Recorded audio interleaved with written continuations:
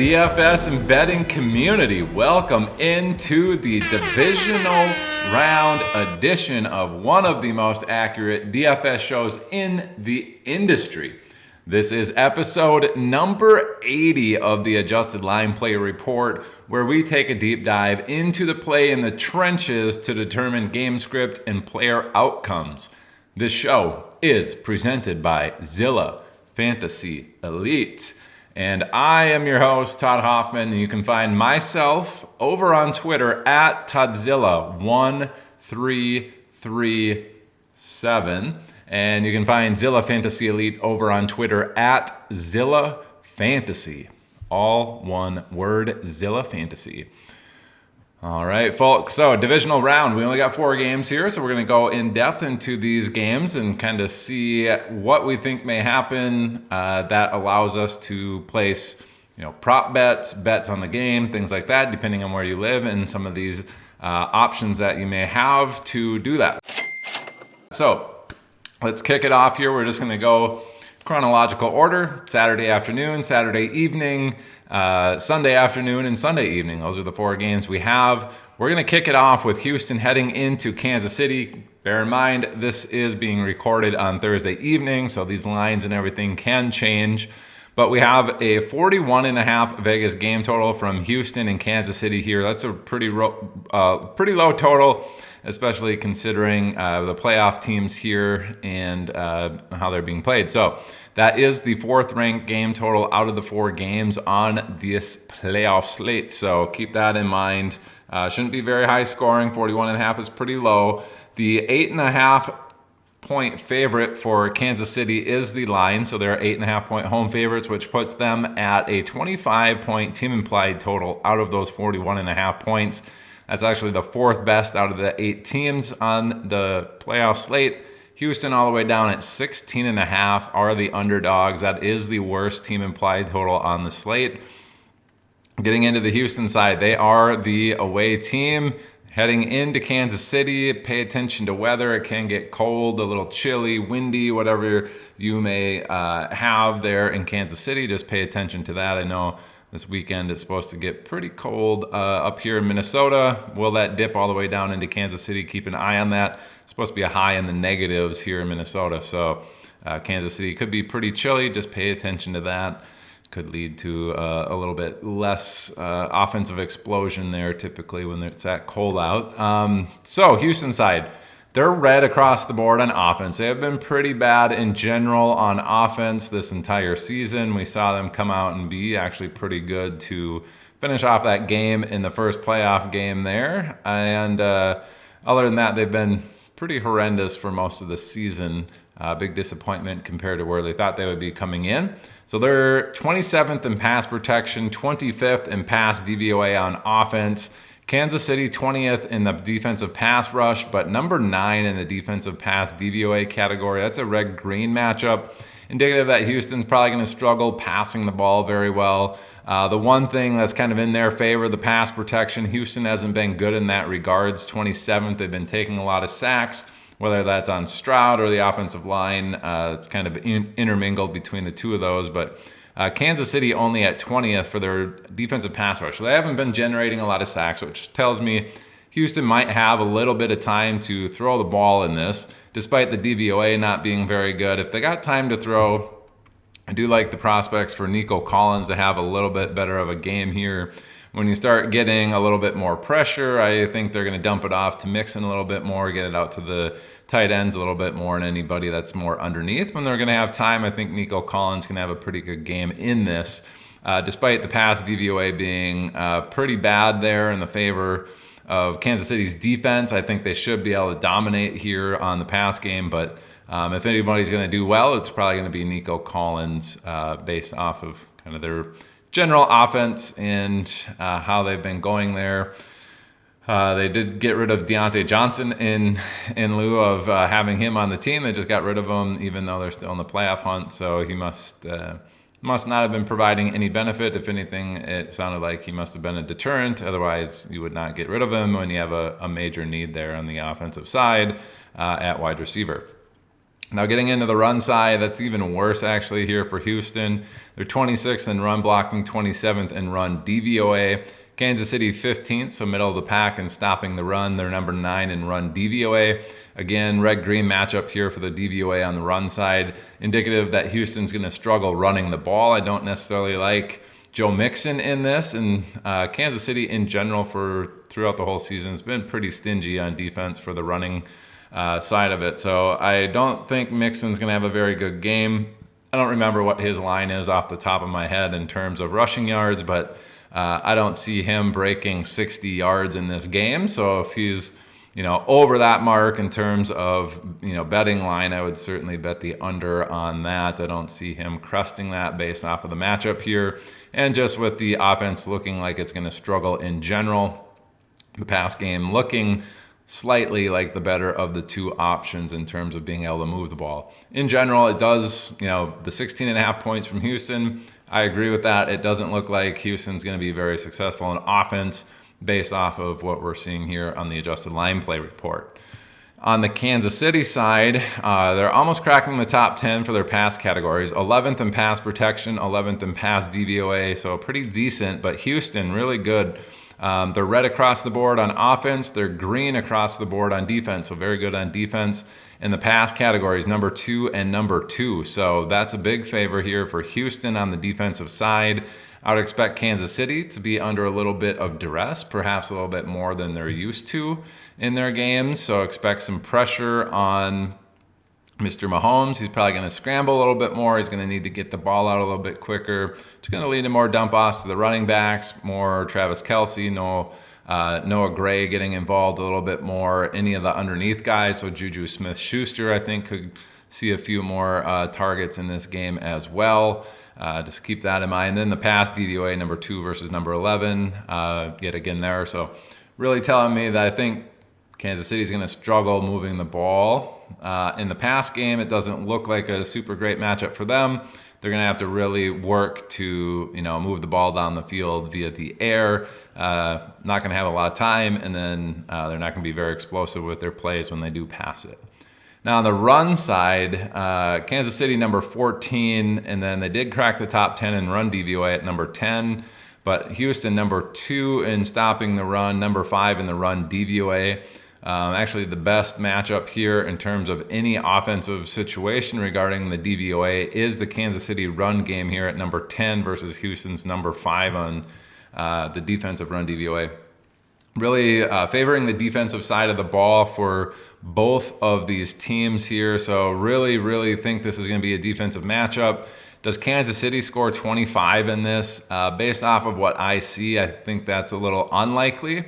I wouldn't be shocked to see them kick 3 or 4 field goals in a game like this where, hey, maybe they're stopping Houston and getting some decent field position, but they just can't punch in any of those for touchdowns. Maybe they score 1 touchdown, they kick 3 or 4 field goals. I don't see them getting to 25 points. Houston, I think, really going to struggle if they're kicking a couple field goals and a touchdown.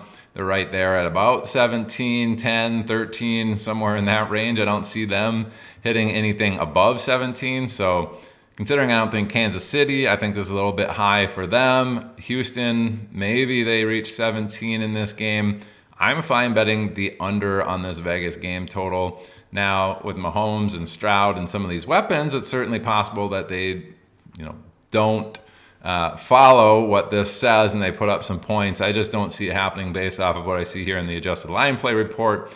If I could bet $1 to bet the under on this game, I think I would feel very comfortable doing that in a scenario like this. Even if one of them doesn't hit it, I don't see the other team scoring so many points that they cover the rest of that. And I don't see both of them scoring above their team implied totals in this matchup. Now, the other game that's going on Saturday is the other team that had a bye in the Week 1 playoff scenario. It's Washington heading into Detroit. So we go from the worst game on the slate in terms of team totals to one of the best. We have Washington heading into Detroit. 55.5 game total here. Massive, massive game total. One of the highest in the entire season. I think Detroit, Minnesota, Week 18 may have been hovering around 56.5. This is certainly right there as it's indicating. So will be interesting to see what happens. This Vegas line is at a 9.5-point home favorite for Detroit. With that being said, Detroit's team implied total 32.5 points. This is huge. I barely see them hit 30 points, and the fact that they have 2.5 more than that, very, very impressive. On the Washington side, that gives them a 23-point team implied total, which is the 6th best on this slate out of 8 teams. Detroit's at 32.5 is number 1, and to be honest, it might be number 1 within the last 3 years or 4 years that I've been doing this. I don't know if I've seen one that high. Washington side of the ball, they're number 21 in pass protection, number 8 in pass DVOA. Detroit kind of mirroring that aspect. They're 26th, so they're red in the defensive pass rush, and number 5 in the pass DVOA category. So what this is telling me, Washington does give up some sacks, maybe some pressures, but Detroit has not been getting home, not been getting sacks. We saw Aaron Glenn do very good in their last game against Minnesota, and Sam Darnold, does he put together a game plan that kind of, the rather unflappable quarterback that they have, their rookie quarterback who's been doing amazing.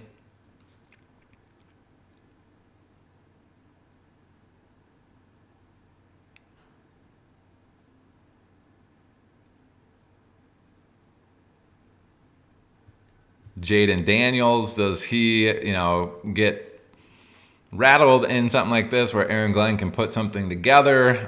Based off of the paper here, it does look like Washington will have a little bit more time than they're expecting to throw the ball, which is always good. And then the pass DVOA is pretty evenly matched, number 8 versus number 5. In general, when it's close like this, I say studs eat. Washington, I believe, has that in Terry McLaurin. I think he will have a good game here, especially Washington's got time to throw. Otherwise, evenly matched here in the DVOA. I do expect Terry McLaurin to have a pretty solid game here. Wouldn't be shocked. Seems like Zach Ertz is kind of the secondary target. Olamide Zaccheaus as well. Probably your next best bets for any sort of production. And then the run blocking side, Detroit's been very good on defense there, even despite all of their injuries. They went from basically number 1, number 2 in the league. Now they're still top 10, number 6 in stopping the run, number 10 in the run DVOA. Washington 20th in run blocking, number 8 in run DVOA. So these are pretty evenly matched in terms of the DVOA studs eat scenario. Washington doesn't really have that with Eckler or Brian Robinson. The run blocking here is a very big favor for Detroit's defense. So based off of what I'm seeing here, I'd expect the run game to struggle a little bit more than the pass game here. If Washington's going to move the ball, it's going to be via the air and not so much the run game. And that's really kind of more of their powerhouse anyway with Jaden Daniels back there. So I expect him to have a pretty solid statistical game. I don't know what his pass game total is supposed to be in this, but I'd imagine, we haven't seen Detroit side, but if the points that they're expected to put up is close to 33, Washington's going to be having to pass. They're, almost underdogs by 10 points, which means they're going to be trailing according to what Vegas thinks. And if that's the case, they're going to be passing a lot more. We could see a lot of pass attempts and a lot of yardage there from Jaden Daniels. I would be comfortable betting anything over 255 for his passing yardage, even getting some of those alt lines over 300. I don't hate those this week. In terms of Detroit, they're green across the board on offense here. So offensive pass protection, number 9. They don't take a lot of sacks. And their pass DVOA, number 6. So pretty good there. Washington, number 11 in the pass rush, almost inside the top 10 there. Pretty evenly matched there. Probably a standard day at the office for Jared Goff when he's back there, which bodes well for Detroit. The pass DVOA, 6 for Detroit again.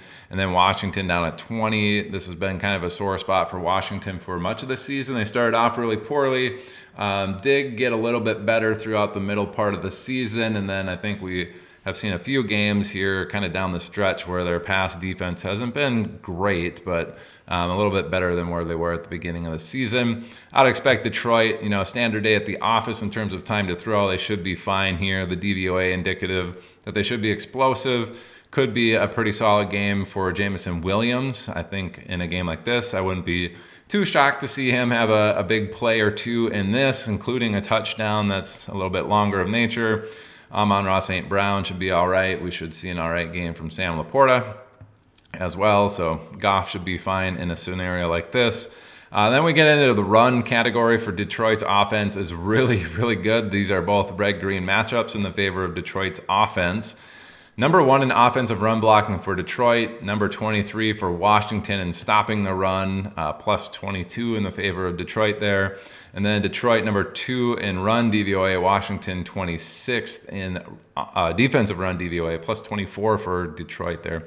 We do have David Montgomery coming back. Jahmyr Gibbs should be pretty heavily involved here as well. Maybe they try to ease David Montgomery back in, but I do like the prospects of either of those two scoring a touchdown. So anytime touchdowns for Montgomery or Gibbs, I think are relatively safe bets in a game like this, especially when the Detroit offense is moving the ball. Now, just looking at the game total, 33 points, I think, is well within reach for Detroit. The only reason they might not get there is if they're leading by so much and they're running the clock. They're just going to run less overall plays, which could reduce their overall point total. But that being said, Detroit should be able to put up points early and often. They're at home. It's in a dome. Jaden Daniels looks like the best of the matchup is in the pass game for his offensive game. Again, 300 alt lines for him in terms of pass yards I don't think are out of the question. Can Washington put up more than 23 points in a game like this? I think by the end of the game, yes, but it might look pretty bad. I wouldn't be shocked to see Detroit up like 31-10 or something like that in the third quarter. They maybe kick a few more field goals, 36, 39 points, something like that. And then Washington will score a few touchdowns at that point, get to 24, 27, something like that. I wouldn't see Washington necessarily getting close. I think that 10-point line at the end of the day is a pretty good value. I think props to Vegas for this. It's pretty good game totals, I think, all around. I think a pretty good Vegas line based off of what I've seen. And I'd be more comfortable betting some of these player props than I would be betting over or under on any of these Vegas game totals or the Vegas line itself. I think those are all pretty accurate. All right, we got the third game here, Sunday afternoon. Rams heading into Philadelphia. Again, outdoor game this time of year in the United States. Pay attention to any weather that may come about from this. So 44 Vegas game total here. We have a 6-point home favorite for Philadelphia on that 44 Vegas game total, which gives them a team implied total of 25 points, fourth best, tied for fourth best there on the playoff slate. The Rams at 19th are the 7th best out of the 8 teams. Getting into the Rams, we see an intermingled of top 12 here for all of their offensive categories heading into week 18 for them. So offensive pass protection, number 6. They've been pretty good not taking sacks. Offensive line been pretty good in that. Get the ball out quick enough that they don't take a lot of sacks. Philadelphia improving. Their defense was really poor at the beginning of the season, and then they really picked it up and were one of the best, most dominant defenses to really run out the rest of the season. So they're at number 8, pretty evenly matched here. I would expect Philadelphia to be able to generate a little bit of extra pressure that the Rams perhaps aren't used to. So expect the Rams to want to get the ball out a little bit quicker or need to. That's going to be, more dump offs to the running back, which they don't necessarily get involved a lot, but I'd expect a few more there, a few more to the tight ends. But luckily for the Rams, their offense is situated where they can get the ball out quick to Puka Nacua. Cooper Kupp certainly able to run some of those underneath routes as well. So I think they're a little bit more insulated from some of these quicker times that they need to get the ball out. They got some personnel there that they can handle that. On the DVOA side, Philadelphia number 3 on defense, Rams number 12 on offense. Wouldn't expect the Rams to be super explosive here. Just based off of these couple of matchups, I would say Puka Nacua obviously is your best bet in terms of putting up some production, but we saw the tight ends get very heavily involved last week because Minnesota does apply so much pressure. I would expect a very similar game plan here with Philadelphia. They're able to generate a lot of pressure with their front four, not necessarily blitzing and all of that stuff. They just got really, really good personnel. So I'd expect a similar game plan here from the Rams, which was a heavy dose of those tight ends. I'd expect them to get involved in a scenario like this. And then the run blocking side, the Rams number 8, so green there. Philadelphia 13th in stopping the runs, pretty even. Slightly in the favor of the Rams. But then the run DVOA, the Rams number 11, Philadelphia number 1. Based off of this, I'd expect the Rams to maybe struggle slightly in the run game. It's really a mid game there. It's not really studs eat or anything. I just think it's going to be, hey, when we run the ball, we get our standard 3 or 4, maybe 5 yards. Nothing is, going to be super explosive there. It's just going to be a part of the game, kind of a ho-hum. If the Rams want to move the ball a little bit better, it's probably going to be through the air with some of those weapons where the run game maybe struggles to provide a big boost there to the offense. In general, kind of a slight thumbs down for the Rams offense overall in this. I think they kind of behind the 8 ball here with Philadelphia's defense. Now, on the Philadelphia offensive side, we get some interesting numbers here because the Rams across the board 20th or worse on all of their defensive categories, 20, 21, 22, and 24 for all of their categories. Only one of them technically in the red, which is their defensive run stopping, but season long, pretty poor defense, but we've seen them be pretty good with some of their personnel. They got a couple of those rookies and second-year guys that are absolutely dominating. We saw them dominate the defense, or saw them dominate on defense here against Minnesota last week. Absolutely looked like Sam Darnold was lost back there, which could be a very interesting thing because we see Philadelphia number 30 in offensive pass protection. They have been taking a lot of sacks. Jalen Hurts has a similar problem where he holds onto the ball back there and doesn't necessarily get it out, throw it away. It could be one of those scenarios where the Rams maybe give Philadelphia a little bit of a struggle here, apply some pressure where they're getting, another 5 or 6 sacks in a game like this, where on paper maybe it doesn't look so good. They are, a +8 on defense in terms of the pass rush versus pass protection. But Philadelphia taking a lot of sacks. The Rams on paper not very good, but I think this could be a scenario where they take the ball too long in their hands, and we see Hurts get sacked upwards of 5 or 6 times in this. And then the pass DVOA, Rams 21st, Philadelphia 14th. We saw the offense not really firing on all cylinders in that first playoff game. If that continues here, I think the Rams can stay in the game. But on paper here, +7 for Philadelphia's offense. Nothing to write home about. If anybody was going to have a good game, I would be putting money on A.J. Brown in a scenario like this. If they're getting pressure, it's going to be more A.J. Brown and tight ends. So you'll see those tight ends get involved. You see some dump offs to Barkley as well. So on the running side, we do have Barkley, who was very good this year. They're number 19 in run blocking, which isn't great. Rams 24th. So a slight favor there for Philadelphia. They should have an okay time running the ball against this defense, or an otherwise more effective run game than they've been having throughout the season. And then the run DVOA for the Rams, 20th, Philadelphia number 5. I would expect Philadelphia to be able to run the ball very effectively here against the Rams. This DVOA also includes quarterback runs, where this is strictly running back on the other side. So once you get that quarterback involved, the run game for Philadelphia looks really, really good. Kind of based on this, Rams kind of a slight thumbs down on their offense. Philadelphia doesn't look like it's going to be necessarily super great. Pass game should be okay, but recency bias, they've been pretty poor in general on offense. See Jalen Hurts struggle this season a little bit. The run game really looks like the best of all of these matchups for Philadelphia. I'd expect them to be pretty solid in that, and really if anybody's going to have a solid game in this, it's Barkley. If they need to get the ball out a little bit quicker, it's going to be some more drop-offs to Barkley. Barkley could dominate in a game like this, enough so to get Philadelphia past the Rams and into conference championship here. But I don't really have much betting advice. Can Philadelphia hit 25 points in this? I certainly think they can. The Rams, 19, I think that's pretty fair. The 6 Vegas line, I'm not so sure I'm in agreement with that. I guess on paper, Philadelphia's offense should be better than the Rams, and it's at home for Philadelphia. I kind of see why the Vegas line's 6, but the way Philadelphia has played, if they continue to play a little bit poorly, I think this is a closer game than the 6 points suggests here.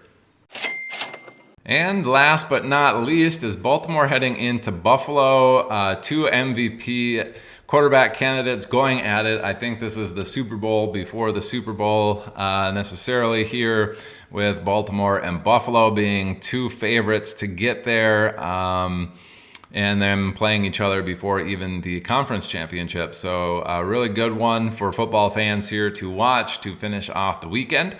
We have a 51.5 Vegas game total, very, very healthy here, so expecting a lot of points. Vegas line is a 1-point road favorite for Baltimore heading into Buffalo, so pretty surprising there to have a road favorite in the playoffs here.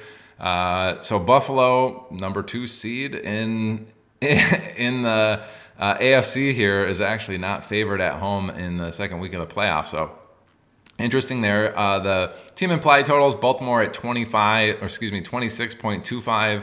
That's second best in the playoff slate. Buffalo at 25.25 is the third best. Baltimore, green across the board on offense, number 4 and number 1 in pass protection and pass DVOA. Unfortunately for Buffalo, they are 19th and 12th in those categories. Buffalo doesn't really generate a lot of pressure on the quarterback. I would expect Baltimore to have time to throw. They also don't take a lot of sacks because they got Lamar Jackson back there. So I'd expect him to have time to throw, which is going to be good for some of those deep shots. I think that's going to be better for Zay Flowers. I don't know what his deal is, if he's a little bit hampered there, but we've also seen Bateman catch some... We've also seen Bateman catch a few long bombs throughout the regular season, so I wouldn't be shocked if he has one in this game as well with the time that they have to throw. DVOA 1 versus 12 is also in the favor of Baltimore, so I'd expect them to be able to pass the ball very, very effectively in this particular game. Now, on the run blocking side, Baltimore 3rd in run blocking, Buffalo number 7. Offensive run DVOA, Baltimore number 1, Buffalo number 7. So a little bit tighter there. Baltimore, a very good running team with Derrick Henry. Buffalo, that's more of their strong suit, is their run game. I do know during the regular season they struggled with giving up a lot of pass attempts to the running back. So does Derrick Henry get some of those in a matchup like this? Especially if it's back and forth and close, we could see Derrick Henry maybe with 3 or 4 receptions based off of how Buffalo plays. It sounds like it's a pretty common occurrence for those running backs to get those targets. On the Buffalo side, they are also green across the board on offense, 1, 2, 3, and 4, to be honest. And then Baltimore. So Buffalo number 1 in offensive pass protection, number 2 in pass DVOA. They've been taking very, very few sacks. Baltimore number 9, though, they are able to get after the quarterback. I'd expect them to be able to apply some pressure here to Josh Allen. He's going to need to get the ball out a little bit quicker, which is probably going to benefit some of the tight ends. You'll see Ty Johnson and Cook get a little bit more involved in the pass game. If Ray Davis comes back from concussion, I wouldn't be shocked to see him get involved in the pass game as well. But really, Khalil Shakir and those tight ends and running backs will probably see the biggest beneficiary to this additional pressure. And the pass DVOA number 2 versus 11 for Baltimore on the pass DVOA. Baltimore really shored that up beginning of the season. They were just getting a lot of pass yards on them.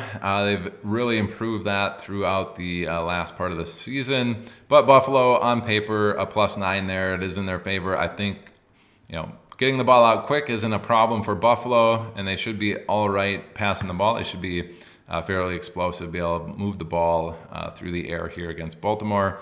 And then the run game, Baltimore is pretty good in that department for most of the season. Buffalo number 4 and number 3 on offense for those categories. Baltimore 11th and 4th. So kind of a studs eat scenario for the DVOA. I don't really think Buffalo's got some studs back there. James Cook is good, but not a stud. And then just the run category, I think Buffalo will be able to gain positive yardage. at a pretty decent clip against Baltimore. Whether or not they'll be explosive, it looks like they're going to struggle a little bit more than they're used to running the ball here, but kind of a standard day. So based off of this, the offenses are very, very good. Buffalo's defense, especially against the pass, is like the worst matchup here. So Baltimore should be very good passing the ball. They should be very effective moving it that way. Buffalo could be effective. They're just going to need to get the ball out a little bit quicker. So I do like the chances of this reaching this 51.5 point Vegas game total. It's not completely a guarantee. They're not necessarily fast-paced offenses. They do run the ball quite a bit, which kind of makes me suspect of them reaching all of that way. But it does look like it'll be a close game. I think the 1 point Vegas line is, basically a pick 'em. I think that's pretty accurate here. And I don't have much else to say about the game here in terms of how you should be betting it. I think 51.5 is appropriate. If I was going to lean one way or the other, maybe 55% towards the under, just based off of this and any crazy weather that might be going on in Buffalo. It's always an option too, so pay attention to that. All right, that does it for the 4 games on the adjusted line play report in the divisional matchups here. Hopefully you can use this information, go out there, place some bets, win some money in some of your DFS contests, whatever you may do. Hopefully this provides you a little bit more information to go make some more sound decisions and take some other people's money out there. All right, folks, thanks for watching. Have a good one. Bye.